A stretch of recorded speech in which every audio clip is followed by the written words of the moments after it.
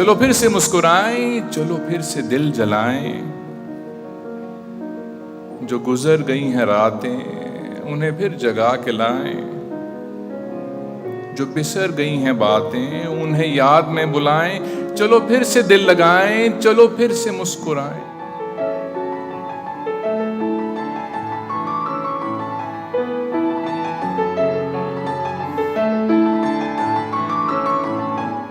Else کو لکھا ہوا خط، حیدرآباد جیل سے، 5 جنوری سن 1953۔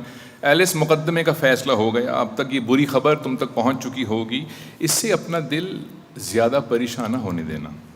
جیسے ہم نے پچھلے کچھ سال جیل میں گزار لیے، یہ بھی گزر جائیں گے۔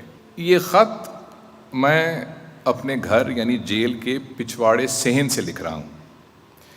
دوسری جانب سورج طلوع ہو چکا ہے، اس لیے اوپر بادلوں کا رنگ بدلتا جا رہا ہے اور سامنے پیڑوں اور جھاڑیوں کے رنگ بھی نمایاں ہو رہے ہیں۔ میں صبح 4:30 بجے سے یہاں بیٹھا ہوں جب یکایک بارش رک گئی تھی اور مجھے سناٹے نے جگا دیا۔ بہت زمانے کے بعد میں نے صبح کو سست قدم آتے ہوئے دیکھا ہے۔ دور سے مؤذن کی آواز سنی، اپنے گرد و پیش غلام بانوں کی کواڑ کڑکڑانے اور غلاموں کو مشقت کے لیے ہنکانے کی آوازیں آئیں۔ ایک طوطے کو اپنی محبوبہ سے محو کلام بھی دیکھا۔ اسیری کے سب سے برے دن کٹ چکے ہیں، اب اور کچھ بھی نہ ہو، نہ قید تنہائی ہے، نہ پولیس کی تکلیف دہ پوچھ گچھ کا ڈر ہے۔ اپنی جان اور عزت دونوں سلامت ہیں۔ اب میں تمہاری اور اپنے بچوں کی تصویریں سامنے رکھ کے خوشی سے مسکرا بھی سکتا ہوں۔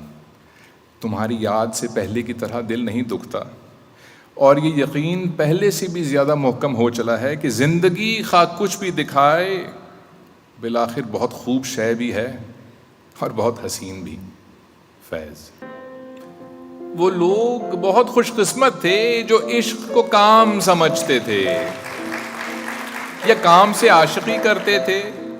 ہم جیتے جی مصروف رہے، کچھ عشق کیا، کچھ کام کیا، کام عشق کے آڑے آتا رہا اور عشق سے کام الجھتا رہا، پھر آخر تنگ آ کر ہم نے دونوں کو ادھورا چھوڑ دیا۔ ایک دن ناشتے کی میز کے پاس ایک اور مہمان جن کا شیف بڑھا ہوا تھا، فرش پر آلتی پالتی مارے عجیب طریقے سے ناشتہ کر رہے تھے۔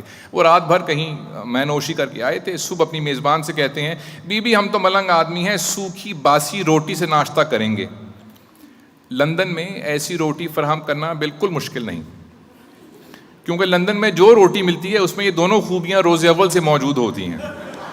تمام شب دل وحشی تلاش کرتا ہے، ہر ایک صدا میں تیرے حرف لطف کا آہنگ، ہر ایک صبح ملاتی ہے بار بار نظر تیرے دہن سے ہر ایک لالہ و گلاب کا رنگ۔